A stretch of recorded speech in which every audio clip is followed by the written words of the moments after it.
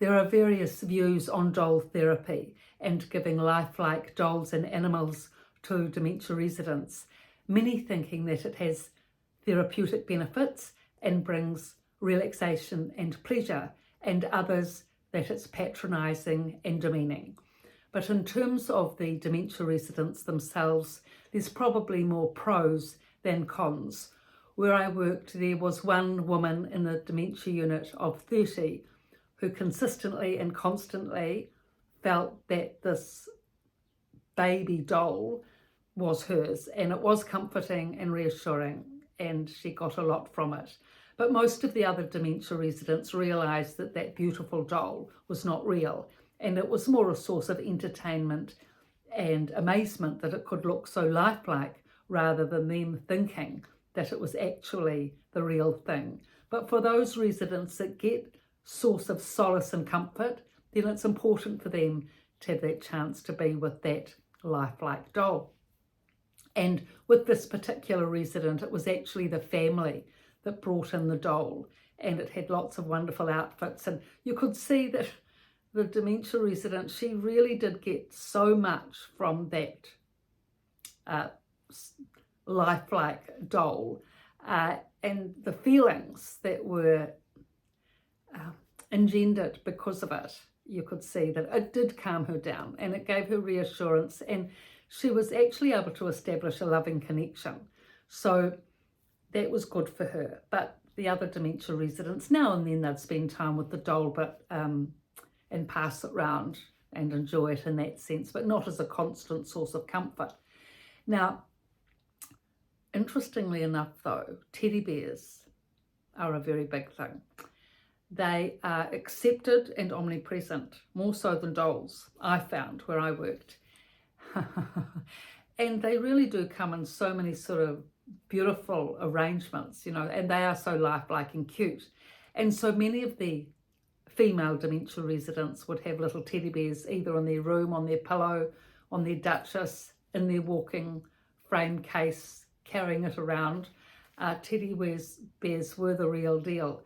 Now, I had a really interesting experience between two dementia residents regarding teddy bears, because these two residents were the most lucid, really, cognitive of the group pretty much. One was a male, tall, strong man, lovely man, and he loved boats and cars. That had been his lifelong passion. And the other woman was a school teacher, very good reader, very articulate. So I did not expect them to be into teddy bears until I came up the corridor one day, and they were sort of wrangling with each other over this teddy bear, and each of them saying, it's theirs, you know, this is mine, no, it's mine, and pulling the poor teddy bear apart, you know, to get ownership of it.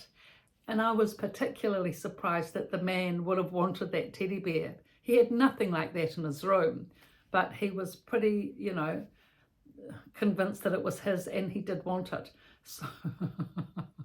So, you know, things come and go. There's a lot of flux and flex in dementia units, and you need to just go with the flow much of the time.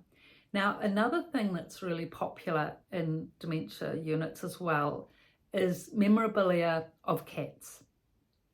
Many of the women in dementia units have lived on their own for some time before coming into the dementia unit. Often their partners passed away. They've been 10, sometimes 20 years on their own. Often children have gone, and they're just there with the cat. So the cat is a great source of love and comfort and solace.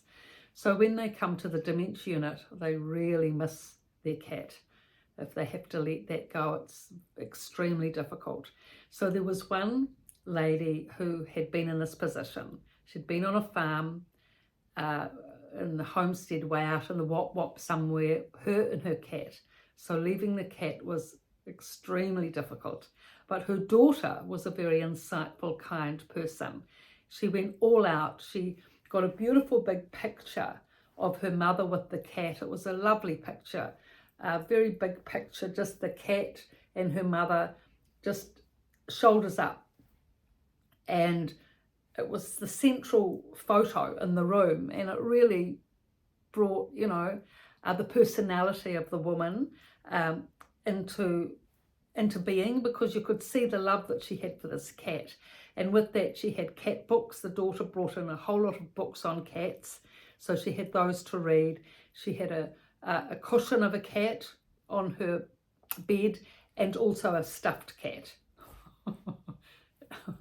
You know, so all of this helped in part for her being able to get over her beloved cat. So this is how these lifelike animals and dolls can help dementia residents and dementia units. And the big thing is that if they respond to this and they get real pleasure from these lifelike animals and dolls, that's the main thing. If they get real pleasure and it relaxes them and calms them down and brings them happiness, that's good. So I've written about these topics and more in the 2 books, The Resident's Voice and The Resident's Rise, both on Amazon and in my description below. Everything's in the description below. A lot of material there. So thank you for your looks, views and comments. Please pass on the links. Thanks.